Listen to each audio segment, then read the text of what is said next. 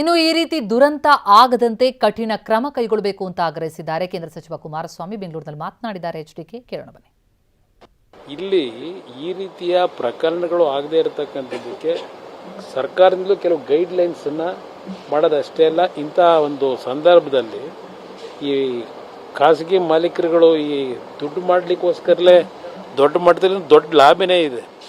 ಎಲ್ಲ ಕಡೆ ರಾಜ್ಯದಲ್ಲೇ ಇದು ಒಂದು ರೀತಿ ದುಡ್ಡು ಮಾಡ್ತಕ್ಕಂಥದ್ದಕ್ಕೆ ಈ ಕ್ವಾರಿಗಳದು ಒಂದು ದೊಡ್ಡ ದಂಧೆ ಮಾಡ್ತಕ್ಕಂಥವ್ರು ಇದ್ದಾರೆ.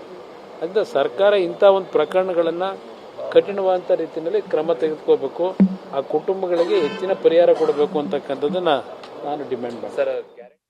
ಇಲ್ಲಿ ಈ ರೀತಿಯ ಪ್ರಕರಣಗಳು ಆಗದೇ ಇರತಕ್ಕಂಥದ್ದಕ್ಕೆ ಸರ್ಕಾರದಿಂದಲೂ ಕೆಲವು ಗೈಡ್ಲೈನ್ಸ್ ಅನ್ನ ಮಾಡೋದಷ್ಟೇ ಅಲ್ಲ, ಇಂತಹ ಒಂದು ಸಂದರ್ಭದಲ್ಲಿ ಈ ಖಾಸಗಿ ಮಾಲೀಕರುಗಳು ಈ ದುಡ್ಡು ಮಾಡಲಿಕ್ಕೋಸ್ಕರಲೇ ದೊಡ್ಡ ಮಟ್ಟದಲ್ಲಿ ದೊಡ್ಡ ಲಾಭನೇ ಇದೆ.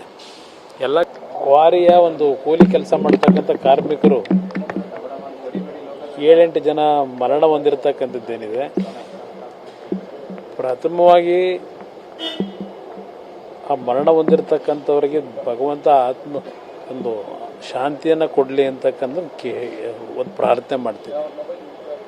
ಆದರೆ ಆ ಕೆಲಸವನ್ನು ನಿರ್ವಹಣೆ ಮಾಡ್ತಾ ಇದ್ದಂಥವರೆಲ್ಲ ಬಡವರೇ.